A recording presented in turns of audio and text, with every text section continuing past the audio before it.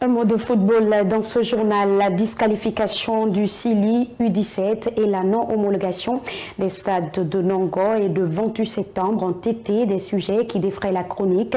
Ce mardi, le Premier ministre, chef de gouvernement Amadou Ouriba, déplore ces différentes situations et demande au ministre des Sports à prendre ses responsabilités. Ce dernier est aussi sorti de sa torpeur en affirmant les difficultés et les vraies raisons de ces différentes situations.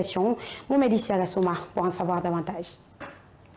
Une profonde humiliation que les citoyens guinéens constatent que même un stade pour accueillir les équipes nationales qui doivent jouer en République de Guinée dans le cadre des compétitions internationales, que ces matchs soient délocalisés. Notre équipe U17 a été aussi disqualifiée, mais parce que tout simplement, on n'a pas respecté un certain code d'éthique dans le choix des joueurs. Le ministère, en relation avec la Fédération guinéenne de football, vous devez nettoyer vos rangs, puisque l'idée générale, c'est qu'en Guinée, on triche. C'est un discrédit pour toute la République de Guinée. Cette sortie du chef de gouvernement guinéen qui fait allusion à la disqualification des U17 à Dakar et la non-opérationnalisation des stades de football du pays a été prise en considération par le premier responsable du sport guinéen.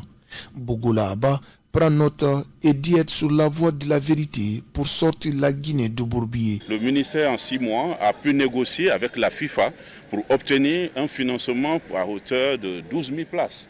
Il y a un stade qui doit le faire, un financement négocié avec la Fédération guinéenne de football et la FIFA. Ça, c'est une première dans notre histoire. Et les plans aujourd'hui sont disponibles et nous sommes sûrs et certains, avec les plans que nous avons, que le stade pourrait être livré, le stade du 28 septembre 9, je crois, au mois de février, conformément aux engagements. Ce qui est une première. Et d'ailleurs, pour le stade du 28 septembre, je peux vous le dire, cela se fait avec 0 francs de démarrage. Jusque-là, l'entreprise n'a pas eu d'avant de démarrage.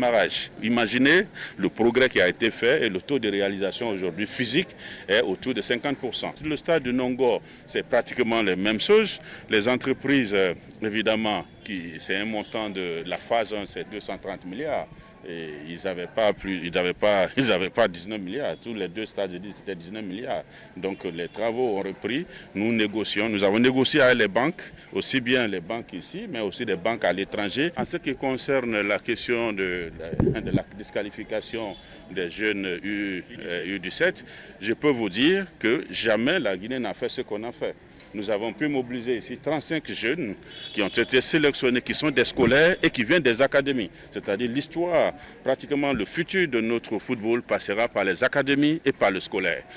Donc si des enfants viennent dans des structures bien organisées comme l'école, dans des structures bien organisées comme les académies qui sont structurées, et que vous les envoyez au Sénégal pour faire un test IRM, et que le test IRM vous dit que 24 sont éligibles, et que parmi les 24 éligibles, vous avez 20 qui sont sélectionnés, et qu'il y a même des jumeaux qui sont dans l'équipe, qu'on dit que l'un est éligible, l'un n'est pas. C'est pour ça que le ministère immédiatement a décidé de mettre en place une commission d'enquête. Parce que la Guinée est moins représentée à l'international, au niveau de la CAF, au niveau des structures, et au niveau local, nous n'avons pas de capacité en médecine sportive. Sur la table, l'élimination du Sili U17 est loin de connaître son épilogue chez les autorités sportives du pays, qui ne tarderont pas à réagir les mois à venir sur le sujet.